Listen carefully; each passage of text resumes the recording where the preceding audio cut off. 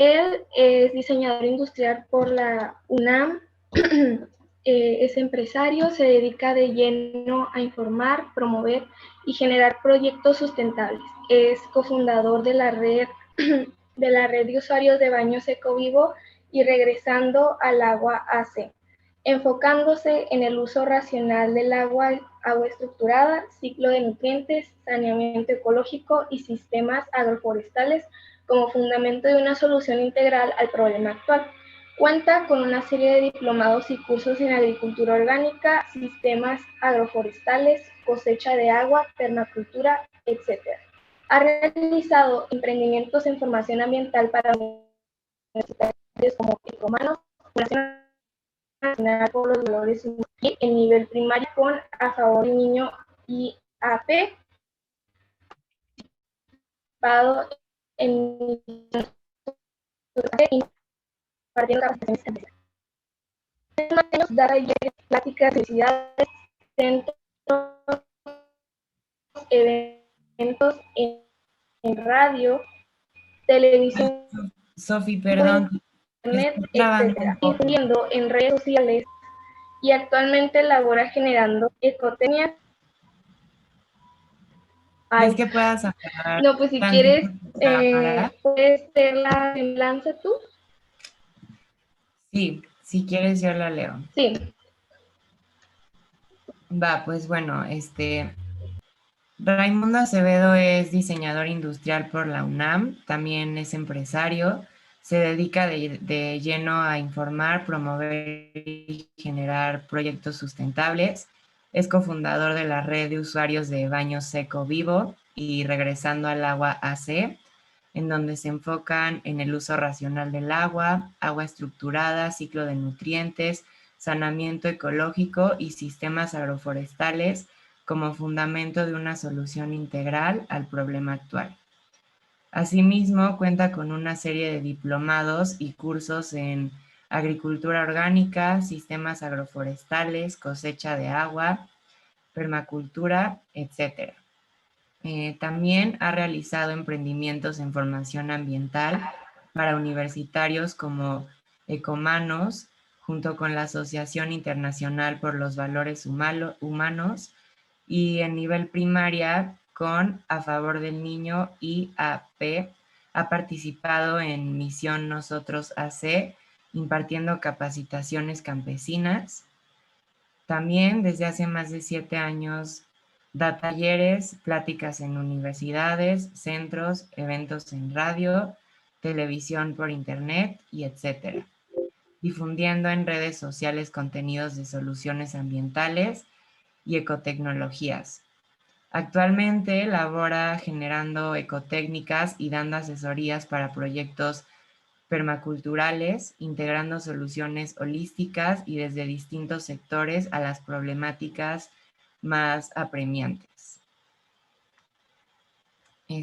José.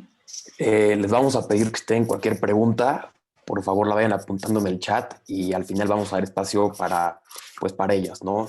Ya con eso dicho, te damos la palabra, Ray. Muchas gracias. Ok, bueno, pues, pues gracias. Gracias a todas y todos por estar por acá. La verdad vamos a tratar un tema muy importante y pues literalmente nos da la vida en esto, ¿no? Que vamos a hablar. Entonces,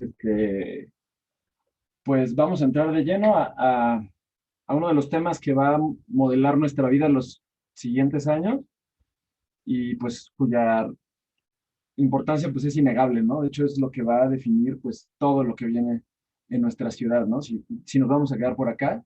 Y bueno, ahorita pues empiezo ya la presentación. Y pues bueno, antes que nada, pues muchas gracias por la invitación. Pues bueno, vamos adelante con esto. Ok.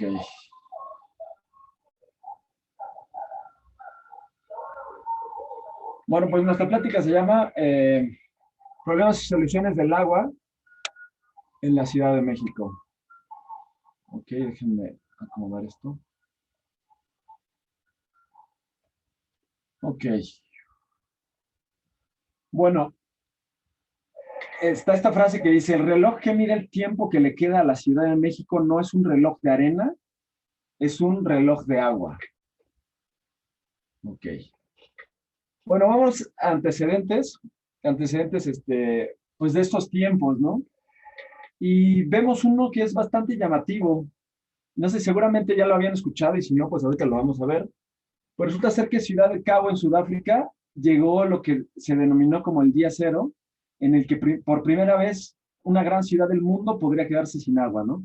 Tuvieron una supercrisis del agua, las personas llegaron a consumir 50 litros y luego empezó a bajar todavía más el nivel de las presas y llegaron hasta 25 litros por día. Ajá. Otro antecedente bastante fuerte y reciente tiene que ver pues con una ciudad brasileña, ¿no? Eso siendo que ellos están en el área amazónica, ¿no? Bueno, toda esa región. Y pues bueno, una de esas ciudades que tiene características similares al Distrito Federal, a la Ciudad de México, pues es Sao Paulo. Entonces, Sao Paulo ahorita está en una de las peores crisis hídricas que recuerdan sus habitantes y ha habido pues protestas en la calle, ha habido como movimientos pues fuertes, ¿no? Relativos al agua. Y bueno, está por ahí también una frase que no tengo aquí en la presentación, pero a mí me llama mucho la atención, de Alfredo Jalife, que probablemente ustedes ya conocen, que comenta que así como el siglo XX se movió por el petróleo, el siglo XXI se va a mover por el agua. Y en este sentido, la persona que tenga la llave para abrir o cerrar el agua de una ciudad, pues va a tener el poder sobre millones de personas. Entonces, no es exagerado decir, este va a ser definitivamente el siglo del agua y que en su control está el mayor poder que ha habido en la humanidad hasta el momento, literal, ¿no? Entonces, bueno, vamos a hablar un poquito de una guerra. La humanidad actualmente tiene una guerra pues bastante avanzada, ¿no? Contra el agua, que viene siendo una guerra contra sí mismo. Y esta guerra tiene varias aristas muy importantes, ajá. Y se las voy a mencionar, pues una por una, de una forma rápida, pero para que vayamos viendo como que las dimensiones, ¿no? La primera guerra contra el agua es la tala desmedida. Ese es el primer problema del agua, no es en sí el uso del agua, ni su aplicación, ni su contaminación, es la tala, porque los bosques son las primeras esponjas o fuentes de agua, ¿no? La segunda es la modificación de las aguas superficiales, lo que son presas, entubamiento de ríos. La tercera podríamos hablar del uso irracional del agua, que tiene que ver con una agricultura a suelo expuesto, ahorita lo vamos a mencionar a más detalle, y temas también de saneamiento. Luego viene la extracción excesiva de mantos freáticos y de ríos, y después de esto viene lo que es la contaminación. Entonces, bueno, vamos a hablar de un poco de historia del agua y la ciudad, ¿no? Resulta ser que, pues hace 500 años había pues una cultura completamente distinta a la que tenemos actualmente, en la que había una cosmovisión pues bastante distinta, ¿no? Y esa cosmovisión se reflejaba directamente en el diseño de la ciudad y en el diseño hídrico, básicamente. Entonces aquí vemos a Tenochtitlán, ajá, bueno, Tenochtitlan, Tlatelolco, y vemos las distintas zonas, ¿no? Como Tlanepantla, Tepeyac, Azcapotzalco, Chapultepec, Mixcoac, ¿no? Iztapalapa, que era una península, ajá, y estaba aquí el Cerro de la Estrella, desde el que se veía pues todo el lago de Texcoco, ¿sí? Ahora, esto no nada más refleja en sí, pues como les decía, ¿no? La construcción física, sino que había una construcción pues bastante más importante, que era la construcción cultural. ¿Cómo estaba grabado en la mente, en los corazones de las personas que vivían en esta ciudad, ¿no? Pues bueno, la cultura enseñaba que había unas ciertas deidades, ajá, entre ellos les voy a mostrar tres. La primera de ellos es Tlazotepetl, que es la diosa de la inmundicia o la madre de la tierra. Y cuando nosotros vemos a esta diosa, generalmente la pintan con la boca, en este caso no está así, pero con la boca manchada de negro, porque ella devora la inmundicia, devora los cadáveres, devora los desechos humanos, devora los restos de todas las plantas y los animales que mueren, ¿no?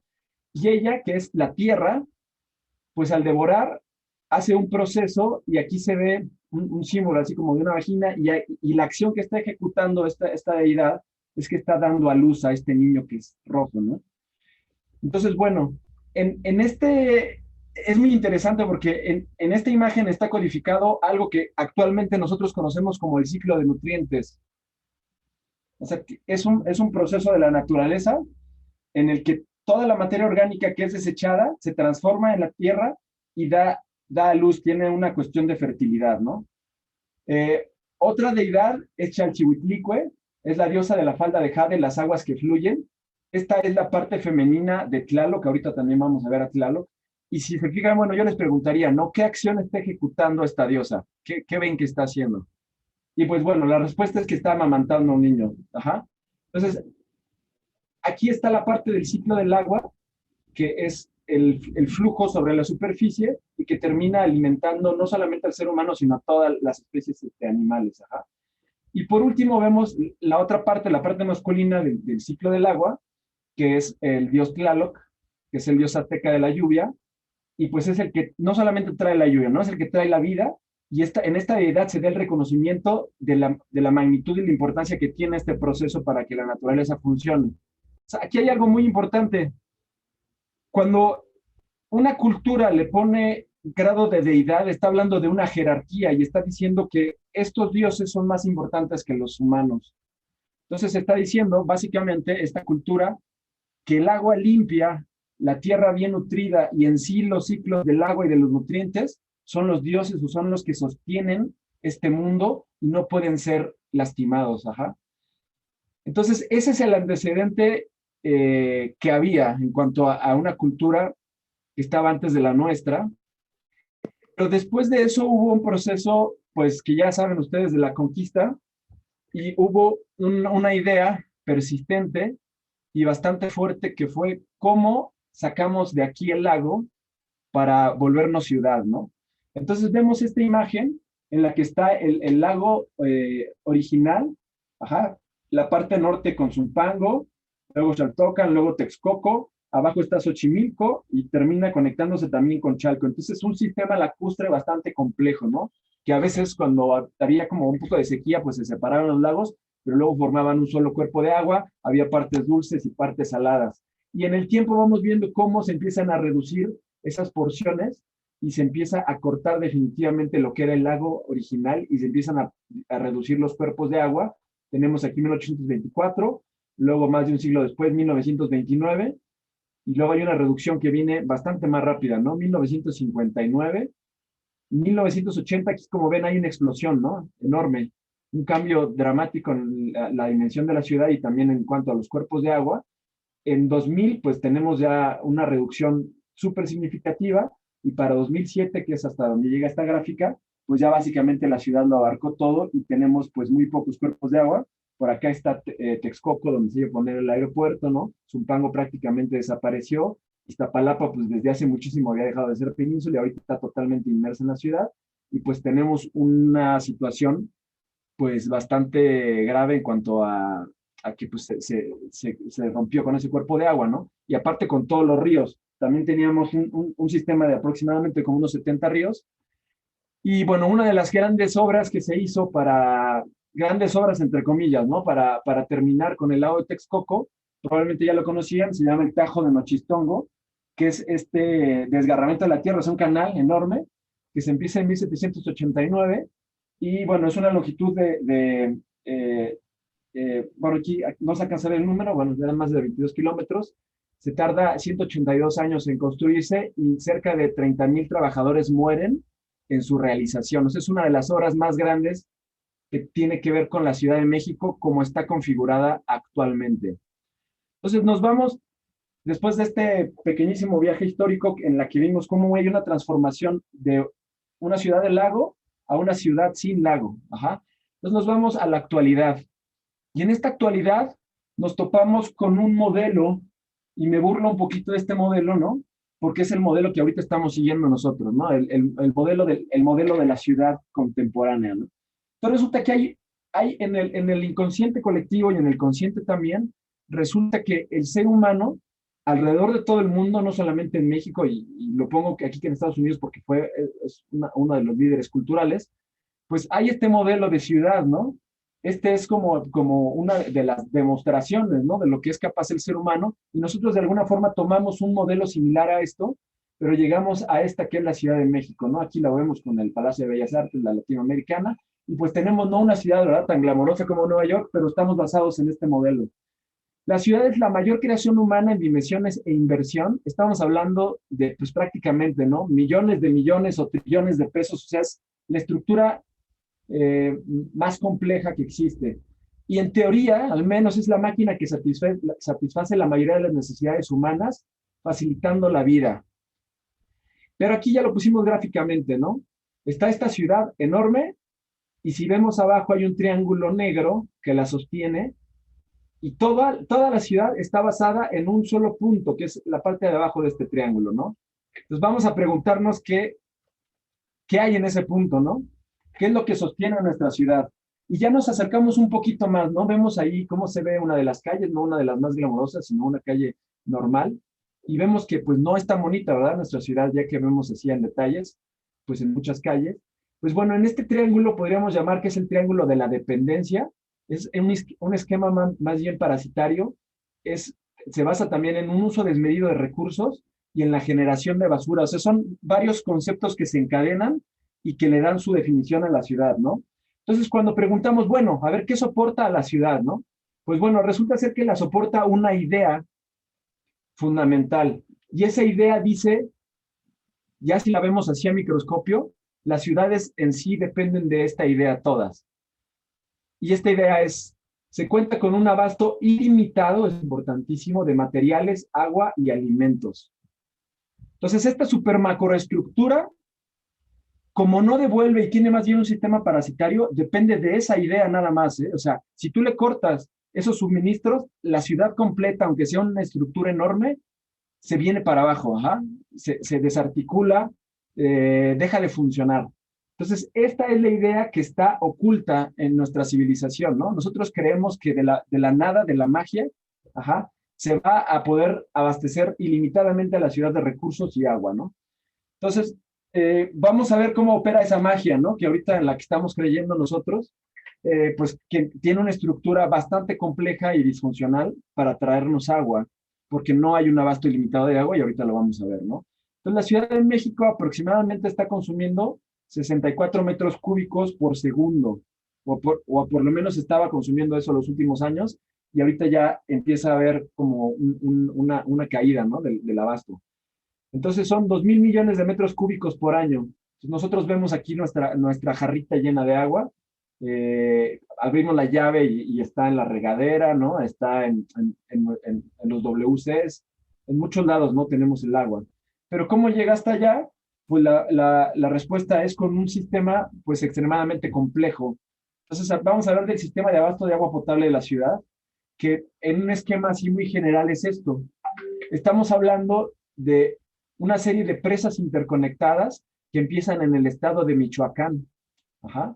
Aquí hay 2 presas en el estado de Michoacán, luego bajamos, bueno, nos vamos hacia Estado de México, donde aquí tenemos 5 presas y toda una serie de tuberías que nos llevan a una planta potabilizadora, donde se juntan todas las aguas de todas las presas para ser tratadas y finalmente llegan a plantas de bombeo donde son llevadas hasta la Ciudad de México. Aproximadamente 30% de la energía eléctrica que consume nuestra ciudad es para mover el agua. Y la mayor planta de bombeo del sistema, Lerma Cutzamala, consume la energía de la ciudad de Puebla, que es una ciudad aproximadamente de unos 2 millones de habitantes. Entonces, estamos hablando de consumo energético desmedido. Y hay un ascenso de la cota de agua, del nivel, de aproximadamente 1 kilómetro. Estamos hablando de 900 y fracción metros, es lo que tiene que subir el agua para podernos llegar. Y con este sistema complejísimo y carísimo, de los más complejos y caros del mundo, pues nos llega a la ciudad el 30% del agua que consumimos, ¿no? Si hacemos un poquito de matemáticas, sería 3 por 6, 18, unos 20 metros cúbicos por segundo. Ajá. Pero el otro resto, que son unos 40 metros cúbicos por segundo, pues vienen de otro sistema. Y ese sistema, saludos a Rich, ese sistema pues viene siendo el sistema de pozos. Los pozos de la Ciudad de México pues tienen distintas profundidades, pero muchos de ellos tienen entre 100 y 200 metros y pues bueno, eso sigue aumentando, ¿no? En profundidad. Y ellos son los que abastecen el 70% del agua.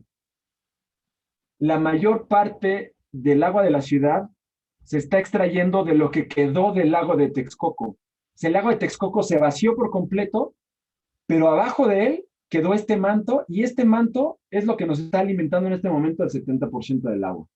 Entonces, así está funcionando de una forma muy general la Ciudad de México.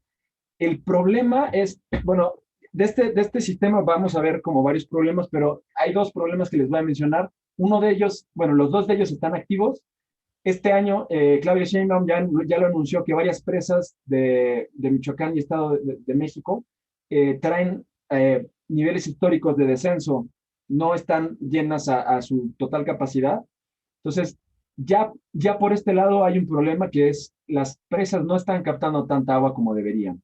Y el segundo problema, que es más grave, que es se está extrayendo el doble de lo que se llega a recargar los pozos o el manto freático. Ajá. Entonces, hay un embudo, las dos partes que nos están alimentando de agua pues están colapsando. Aquí hay una imagen de una de las grandes plantas potabilizadoras, esta es la planta de los perros, y aquí hay una proyección que nos dice, bueno, la Ciudad de México está al borde de una crisis por agua, esto lo decía New York Times, Washington Post, ¿no? En uno de sus artículos, y decía, para el 2030 habrá 29 millones de habitantes en nuestra ciudad, ajá, 29 millones. No es la más grande del mundo, que está entre las primeras 5, y dice, bueno, tendremos una extracción de 5.300, ya, 5.321 millones de litros por día se extraen del acuífero. Ajá.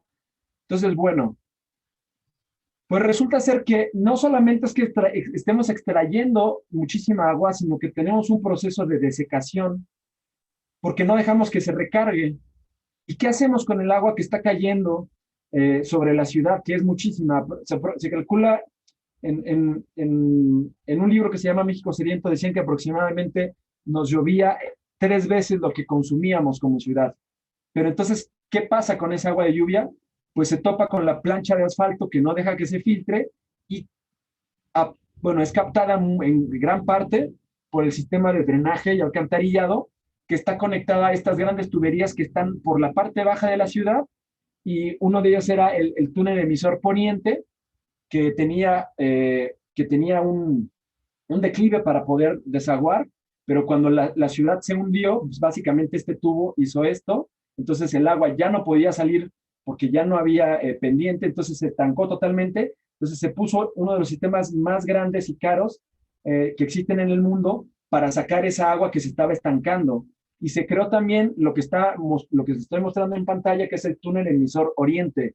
Esta es una obra que tiene 7 metros de diámetro, costó más de 43,000 millones de pesos cuando estaba proyectado y que iba a costar la tercera parte, y es una gran obra, otra vez entre comillas, para secar o desecar, podríamos decir, el Valle de México. Entonces, no hay recarga suficiente para estos acuíferos, ajá. Y esta agua se termina revolviendo con las aguas residuales que tienen aguas negras y desechos industriales, entonces se contamina completamente. Entonces, eso es lo que está pasando. Hay un diseño que saca el agua, extrae la poca agua potable que queda y no deja que se recargue estos mantos, ¿no? Entonces es, por un lado, extracción, y por otro lado, no permitir la recarga. Entonces es un sistema que simplemente no funciona. Y eso nos lleva a este mapa que es de la crisis actual del agua en la Ciudad de México. Es un mapa de Isla Urbana y Oxfam, que nos presenta ya, pues unas partes completamente sin agua y otras partes que tienen por tandeo, y pues otras partes que sí, ahorita tienen agua, pues generalmente diario, pero pues hay problemas, ¿no? En algunas ocasiones. Pero sí, ya estamos en una ciudad que tiene pues una grave crisis por agua. Ajá. Y bueno, nos vamos ahorita a la otra parte del problema. Si nosotros vemos a nivel global de qué se trata el agua, no nada más enfocándonos en la ciudad, sino vamos a ver, ¿no? Así, a nivel global, de cuál es el problema del agua. ¿Cuál es el mayor uso que se le da? Bueno, pues resulta ser que a nivel mundial el consumo de agua no es el máximo en la ciudad, para nada, ¿no? El primer consumo de agua es para la agricultura. El precio real de la comida que nosotros comemos es una gran cantidad de territorio y una gran cantidad de agua. La pregunta sería, ¿ustedes saben más o menos cuánto se usa para la agricultura en porcentaje? Bueno, pues aquí está la respuesta, ¿no? La agricultura es la actividad humana primera en consumo de agua con el más del 70% a nivel mundial. Estamos hablando de en México llega al 76% concretamente, ¿no? Y aquí vemos cómo diferentes regiones del mundo usan el agua. Ajá. La parte de abajo, la más oscura, es la agricultura, luego está la industria y luego está el uso doméstico. Si nosotros nos vamos aquí a Latinoamérica, pues van a ver que la gran cantidad de agua, que la gran mayoría es para la agricultura. Y uso doméstico e industria, pues son menos de la mitad de esto, ¿no? Juntos. Entonces, bueno, como les decía, en México es el 76%. Ajá. Y, bueno, ¿cómo lo vamos a ver, no? Les voy a mostrar estas imágenes de cómo se ve. Déjenme ponerle aquí las delegaciones. Ok, municipios y delegaciones. Ok, vamos a ver. Bueno, creo que los municipios son demasiados. Sí, demasiados municipios. Okay. Bueno, aquí vamos a ver nuestra hermosísima Ciudad de México. Ajá, desde arriba, desde el cielo. Y bueno, vemos aquí lo que es la mancha urbana. Vemos también estos cuerpos de agua que son color verde, ¿no? Eso ahorita les voy a explicar qué significa. Vemos aquí lo que es la presa Nabor Carrillo. Por aquí está Xochimilco. Quiero que lo contemplen en contexto de toda la ciudad porque realmente es algo, pues, déjenme les muestro. Espérenme, ¿sí está por acá? Ok, espérenme un ratito. El agua, ¿no? Ahora les quiero mostrar cómo se veía Xochimilco. Bueno, aquí está, de hecho.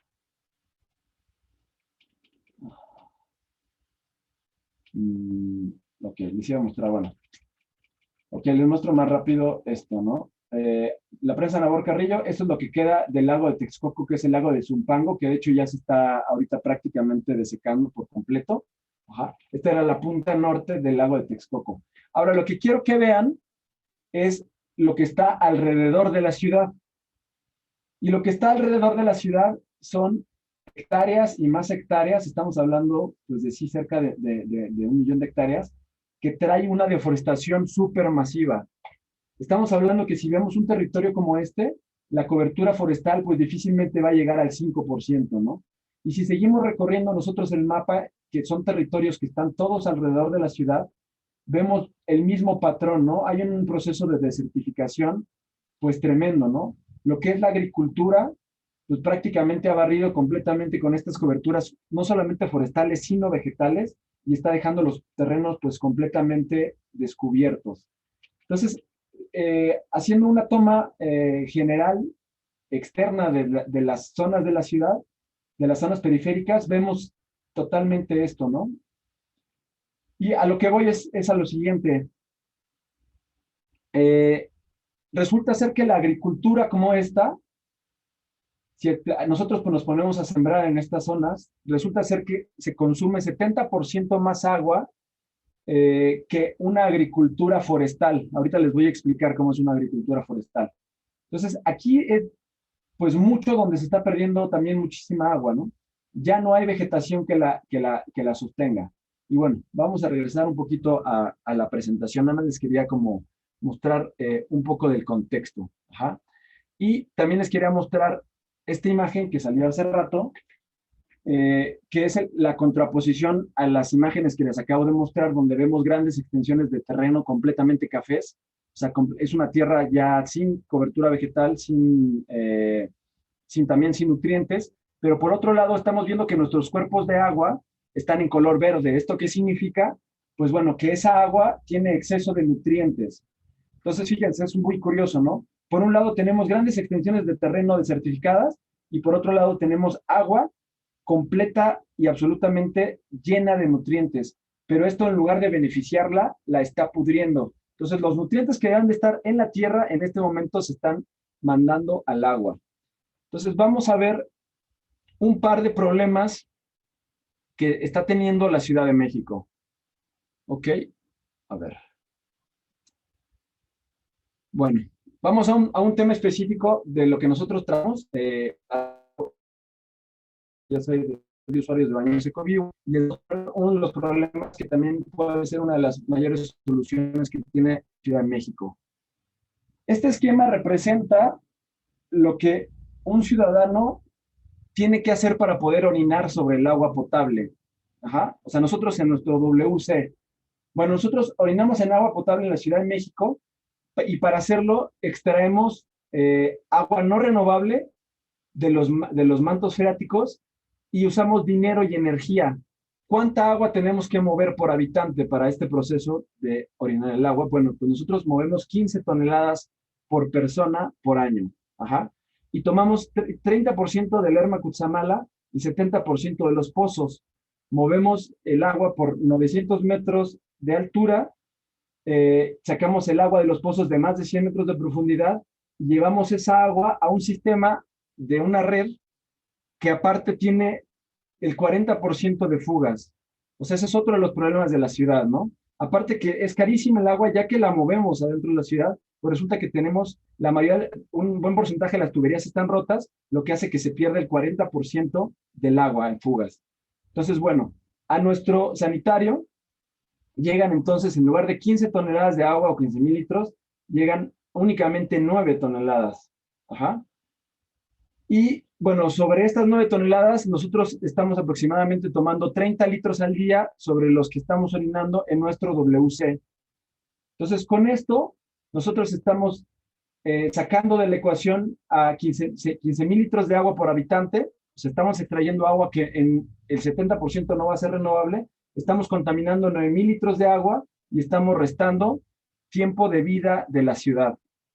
Más adelante en la plática les voy a mostrar la contraparte para que ustedes vean cuál es el esquema propuesto, en este caso, para solucionar este caso específico, ¿no? Pero bueno, ahorita voy a otra dimensión del problema que también por ahí alguien había solicitado que se tocara, que es cómo se trata el agua como producto. Entonces, resulta ser que el esquema de la ciudad completo no funciona para traernos agua y para mantenerla. Y pues eso se había visto claramente en la industria y se vio como un gran potencial de negocio. Entonces resulta ser que surgieron estas grandes empresas, las cuales están buscando sobre todo las concesiones a largo plazo con el gobierno. En algunos casos están logrando concesiones de 25 y en algunos casos hasta de 50 años para la explotación, apenas unos centavos por metro cúbico, siendo que terminan vendiendo esa agua a miles de pesos por metro cúbico. Y para ubicar el tema en la República Mexicana, pues vamos a ver lo siguiente. Resulta ser que la venta estimada por habitante es 200 botellas por año. Entonces, eso equivale a 70 millones de botellas de PET-G por día. Entonces, vean el volumen. Estamos hablando de que somos aproximadamente 127 millones de mexicanos y más de la mitad, o sea, 70 millones, consumen 1 o 2 botellas por día. Entonces, esto es lo que estamos generando nosotros. Es una industria enorme.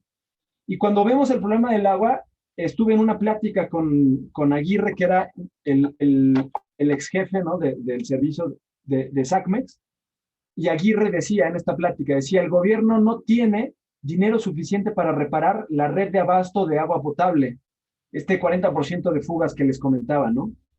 Pero lo paradójico es que con los ingresos de la industria del agua potable se podría cubrir sin problema esta obra en unos cuantos años, ¿no? Entonces, pues resulta muy paradójico, ¿no? Que estamos pagando mucho más por tener agua embotellada que lo que tendríamos que pagar por reparar nuestro sistema para que pudiéramos tomar agua potable de la llave. Entonces, ese es un tema, pues, súper grave. Y me gustaría cerrar esta parte de la problemática con uno de los enfoques más peligrosos que he visto y que tiene la humanidad y que es predominante, ¿no? y vamos a verlo en estas dos frases. Es muy común que nosotros veamos esta primera frase que viene aquí arriba en los medios, ¿no?, de comunicación. Y nos van a decir una y otra vez lo siguiente, van a decir, la Ciudad de México se está quedando sin agua. Ajá, es lo que comúnmente se dice. Y la frase es completamente incorrecta porque no está teniendo un sujeto y no está dando ninguna responsabilidad a quien la merece, ¿no? Entonces, la frase que tiene contacto con la realidad sería la de abajo, ¿no?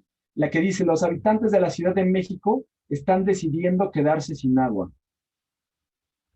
Este tema de tener agua o no tener agua no es algo que ejecuta la ciudad sola, es algo que nosotros estamos haciendo. Y ahorita les voy a enseñar cómo se puede tomar un camino distinto. Entonces vamos directo a las soluciones. Ajá. Entonces, bueno, vamos a decir que es viable que la Ciudad de México recupere el agua. Y de hecho podríamos ser un ejemplo a nivel mundial. ¿Cómo podríamos lograr eso? Bueno, lo primero que tendríamos que lograr es de que cambie lo que le llamamos el metabolismo urbano. Entonces, tenemos más de en este momento hay 20.8 millones de habitantes, y esos 20.8 millones de habitantes no solamente podrían generar no solamente basura y aguas negras, sino que podrían generar uno de los materiales con más valor que existe, que es la orina, que es uno de los mejores fertilizantes del mundo. Si nosotros captáramos la orina de la Ciudad de México, tendríamos el poder fertilizante suficiente para más de 600,000 hectáreas. Entonces, ¿qué pasaría si nosotros, en lugar de estar contaminando agua, recuperáramos orina y con eso empezáramos a levantar literalmente bosques en la periferia de la ciudad? Pues entonces tendríamos una salida de nutrientes que se estuviera capitalizando en estos terrenos y empezaríamos a tener líneas de abasto mucho más cortas. Aquí las líneas blancas es lo que trae los alimentos que viene desde Chihuahua, viene desde Tabasco, de Veracruz, ¿no? La Ciudad de México consume alimentos de muchas zonas, pero si nosotros empezamos a crear sistemas forestales alrededor de la ciudad, van a haber varios resultados. Entre ellos vamos a tener una captación de agua y una recarga de los mantos freáticos, lo cual actualmente no existe, y vamos a poder echar a andar la producción de alimentos. ¿Cómo vamos a fertilizar esto? Pues bueno, como les decía ahorita, ¿no? Con procesos de captación de orina. ¿Qué otra cosa se podría utilizar, ¿no?, a escala? Bueno, y quiero enseñarles unas imágenes de cómo se ve. Les estoy mostrando en este momento lo que son los sistemas agroforestales. Esta es una imagen de Brasil. Es un método de agricultura que se llama la agricultura sintrópica, que mezcla la siembra de árboles con, en este caso, hortalizas. También pueden ser sistemas de pasto, también pueden ser, aparte de los pastos, pueden ser milpa también. Ajá. Entonces, esto tiene propiedades increíbles para formar suelo y retener agua. Esto es lo que podría estar exactamente en las afueras de la ciudad, y estoy hablando de Milpa Alta, de Tláhuac, de la delegación Tlalpan, que es 80% rural y actualmente no está produciendo prácticamente nada de alimentos. Entonces, todo esto podría existir. Ajá. ¿Y qué otra cosa podría ser la gran diferencia en la Ciudad de México?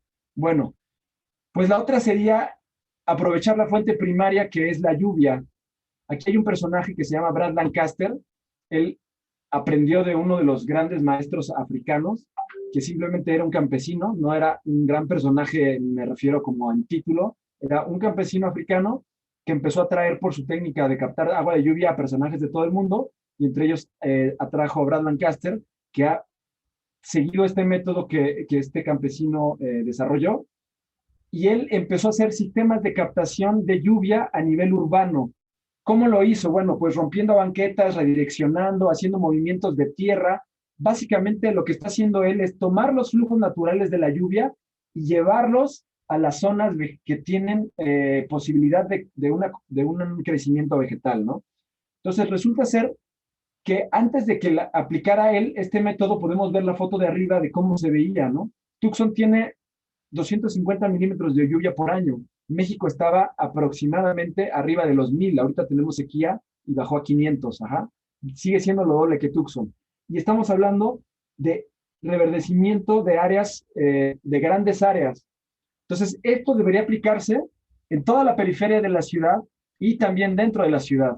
Y entonces estaríamos hablando de que el agua, en lugar de ser sacada y de ser un problema, se empezaría a volver una de las más grandes soluciones. Y aquí vemos una imagen de cómo se está encharcando y cómo resulta ser que los días de lluvia son los más importantes para la ciudad de Tucson, que ya puso estas políticas de captación de agua de lluvia como parte de sus políticas de la ciudad, ¿no? Ya las máquinas que hacen obras en la ciudad están rompiendo las de acuerdo a los esquemas que planteó Brad Lancaster, porque se ve que hay una mejora impresionante, ¿no?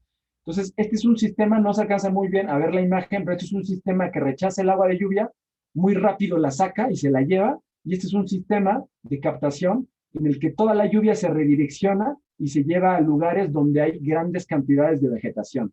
Entonces, estos son los esquemas que tendríamos que empezar a manejar para que hubiera captación de agua en el suelo, ¿ok?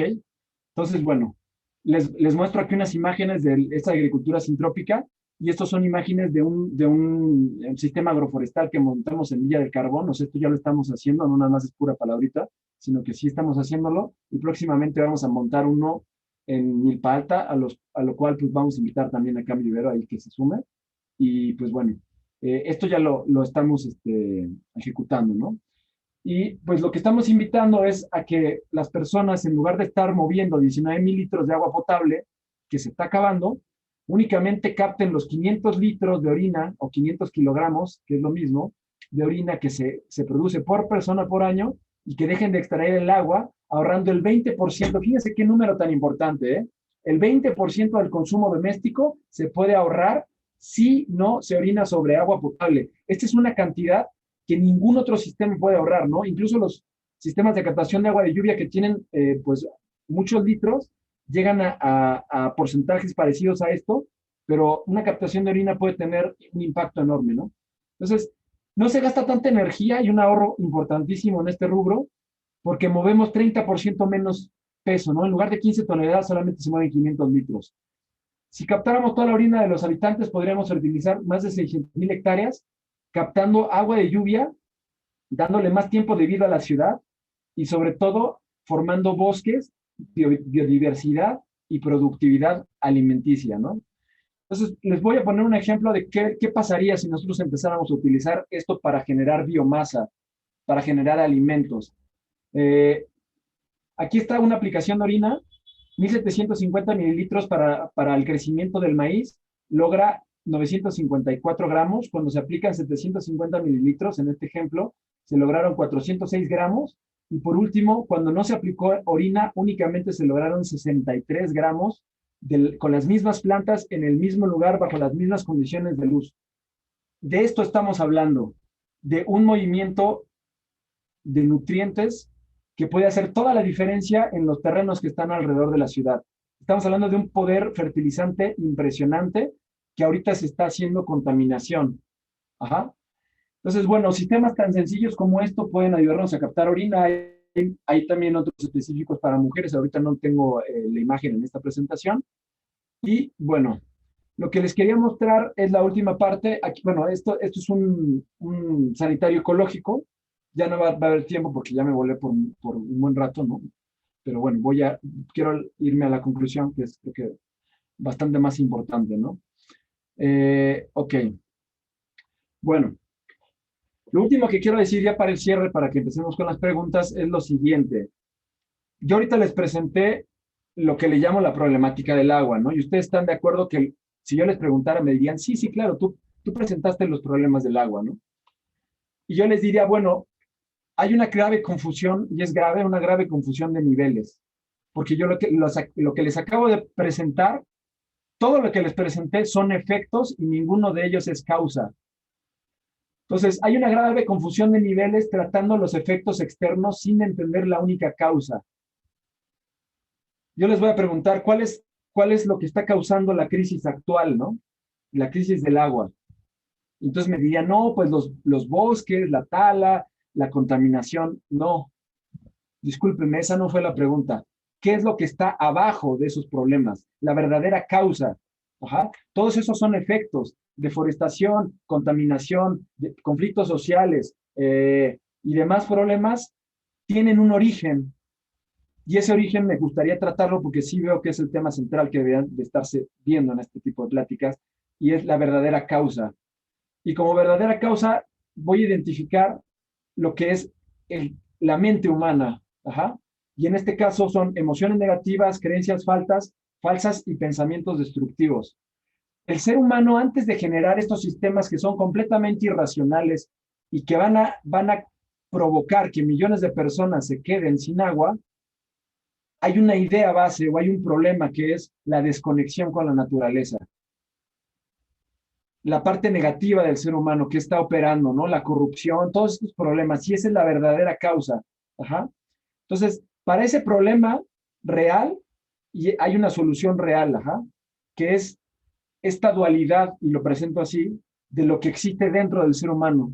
Por un lado es el pensamiento del ego, que es el pensamiento del parásito, el pensamiento del virus, que se basa en la separación, en la insuficiencia, en la culpabilidad y la autodestrucción. Todo esto es lo que está operando actualmente en la psique humana. Y del otro lado es lo que le vamos a llamar la parte del espíritu, que es una parte más bien creativa, que se basa en la unidad entre las personas y con los elementos, en la abundancia y la inocencia y la autoafirmación. Resulta ser que nosotros pensamos que esta no es nuestra realidad, ¿no? La Ciudad de México tira millones de toneladas, 12,000 toneladas de basura por día, generamos más de 40 metros cúbicos de agua residual, tenemos aire contaminado, estamos expuestos a medios de comunicación que todo el tiempo nos están también contaminando, ¿no? Mucha contaminación visual también, hay una matanza constante, ¿no? De animales para podernos alimentar. Esto es lo que nosotros llamamos nuestra realidad, pero resulta ser que todo lo que estamos viendo simplemente es un reflejo distorsionado de un ser humano que ahorita, en este momento, la crisis más grave que tiene es una crisis cultural que está basada en algo más profundo todavía, que es una crisis espiritual, ¿no?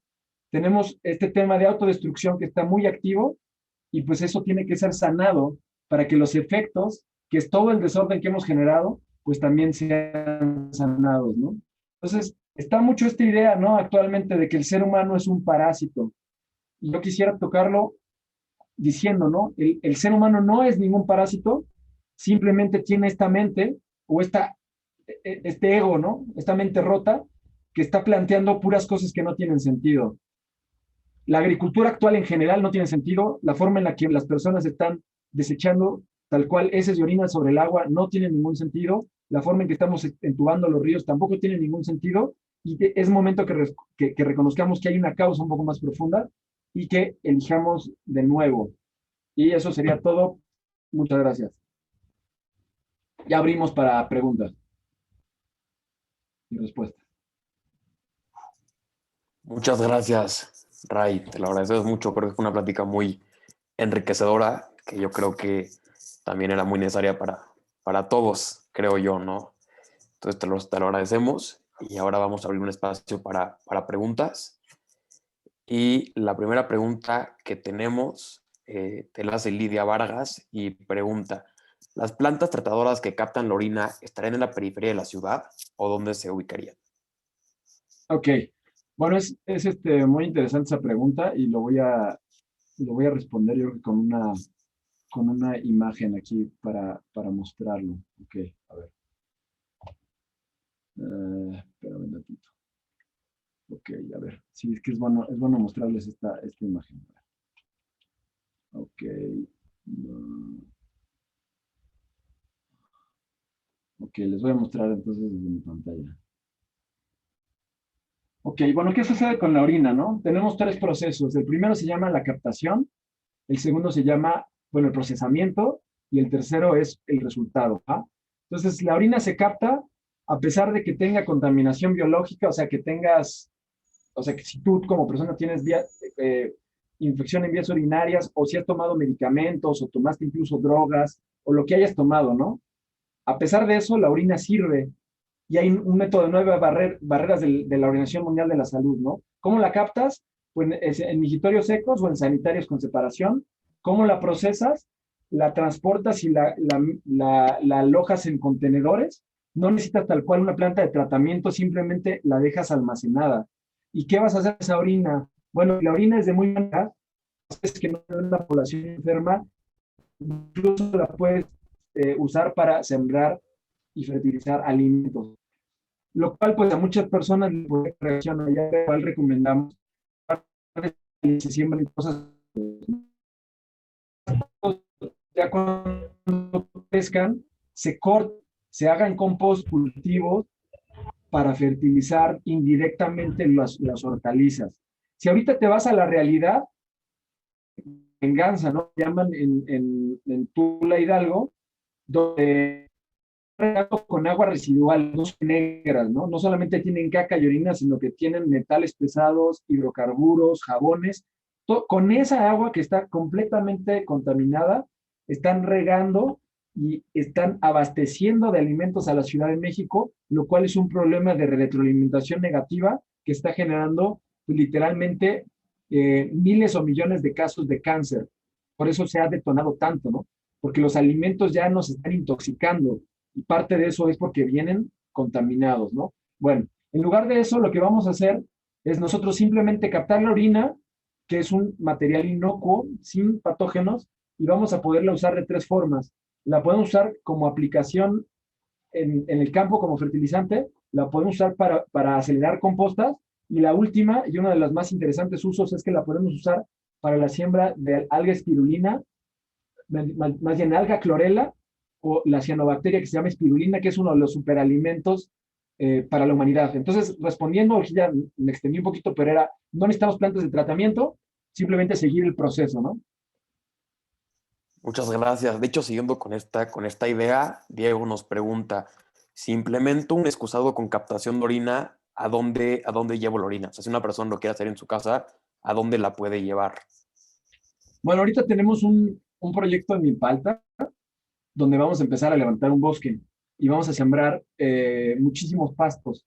Para que estos pastos crezcan el doble de tamaño, vamos a empezar a sembrar con orina como fertilizante.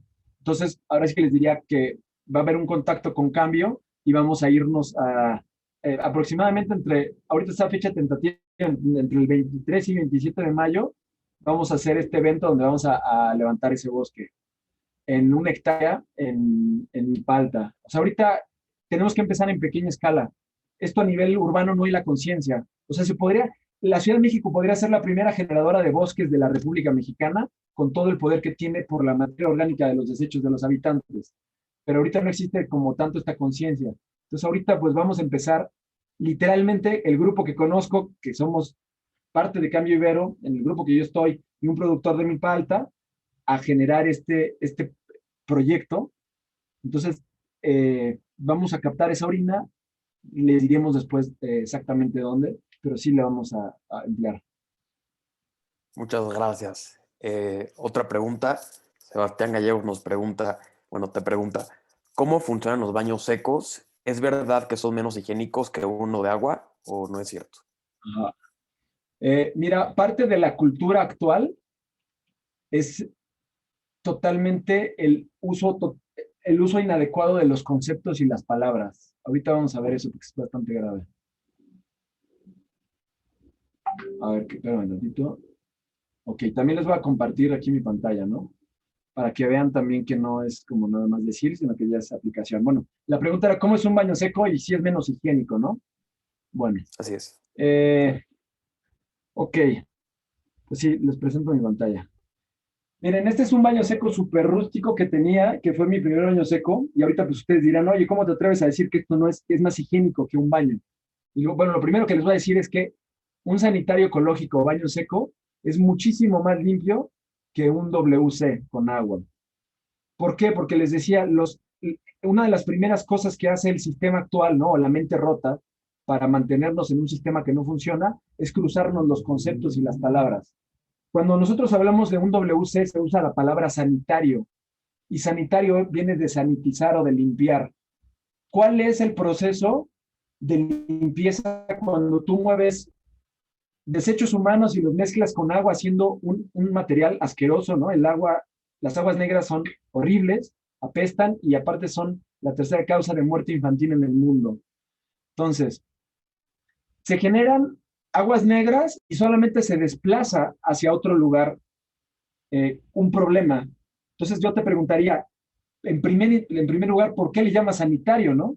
nada más porque en tu casa te deshaces de ese material, pero estás generando un problema. Entonces es todo lo opuesto, ¿no? No es sanitario un WC. Ahora, la diferencia con un baño seco como esto, ¿no? Aquí es cuando no lo usaba, lo ponía arriba, cuando lo usaba, lo ponía abajo. Después ya cambié a este modelo de sanitario ecológico. También hay otros que se parecen más al modelo actual, que son como pintados de blanco, ¿no? Este es un modelo pues, que estaba hecho a propósito, así como en materiales como de madera. Así se ve. Este es un depósito trasero, no para agua, sino para material de cobertura. Tiene un contenedor de 9 litros que se ve aquí, que es como tal cual una cubetita, ¿no? Donde van cayendo nuestros desechos, pero nosotros lo cubrimos con una capa de al menos 2-3 centímetros de un material de hojas en descomposición que no permiten en absoluto la salida de olores, ¿no? Un baño seco bien manejado no va a oler absolutamente a nada y va a ser completamente higiénico porque todas las bacterias se quedan ahí, no salen ni andan pululando por el aire, y después lo llevas a un proceso de compostaje donde después de un año se procesa y todos los patógenos mueren. Ese proceso sí es de sanitización, pero requiere un año. Bueno, se le da un año como ventana de seguridad, pero realmente se hace el proceso entre 3 a 6 meses. Entonces limpia completamente la materia que nosotros le dimos y la convierte, lo más importante, en tierra. Entonces por eso sí se puede llamar como de un sanitario ecológico. Y pues definitivamente es muchísimo más limpio que el WC. Ya. Perfecto. Muchas gracias, Ray. Bueno, ahorita por el tiempo, creo que ya tenemos que cerrar con esta parte de las preguntas. Entonces le voy a ceder la palabra a Lidia para el cierre. Sí. Sí, de todas maneras que les pasen las preguntas ahí, yo después trato de contestar ahí por redes o lo que se pueda, ¿no? Y pues una disculpa que sí nos pasamos ahí un poquito de tiempo. No, muchas gracias. Hombre, muchísimas gracias a todos por asistir a esta conferencia y sobre todo muchísimas gracias a ti, Ray, por esta conferencia tan interesante, por presentarnos estos datos tan duros pero súper necesarios para de verdad generar conciencia y sobre todo por presentarnos estas soluciones pues a nivel macro que harían un cambio real en nuestra ciudad. Y pues bueno, comparto tu certificado de participación. En un ratito lo mandamos por correo. Y de verdad, muchísimas gracias a todos por asistir.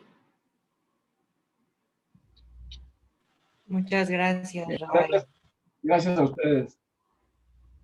Gracias, Ray. Y pues, sí, pues ya viene la crisis del agua y pues ahora sí que estemos bien atentos, ¿no? Porque esto ya se está moviendo y próximamente será como del uso común el baño seco y ustedes lo van a ver, ¿no? O sea, no, ahora sí que el tiempo dirá lo que les había comentado. Y pues sí requerimos organizarnos y pues ojalá que pues, coincidamos en ese sistema agroforestal. Y gracias por el espacio. Gracias. Gracias, Ray. Cuídate.